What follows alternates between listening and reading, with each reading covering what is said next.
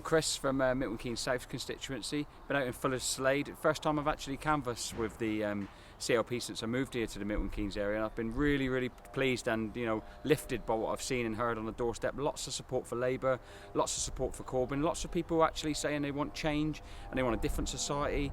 I think this is the most probably important election, certainly in my lifetime and probably in most people's lifetime, because if we have these Tories returned with a massive majority come June the 9th, then we've got some huge problems, because this isn't about Brexit. This is about dismantling our NHS, our schools, our public services. Forget what you're reading in the media, forget what you're hearing from people who have got biases and all those sorts of things. You need to come out and you need to support the Labour Party, because they're the only party that's battling for the 99%. I always believe that politics is about leaving a better world than the one that you came into, and I just don't think that has to come at the current climate. If you looked at back 15, 20 years ago, you'd be able to come out of school, you'd get a job, a decent job, you'd get a decent pension, you'd get a decent house, and you'd have a help onto the property ladder and the ladder of life. That's just not the case at the minute.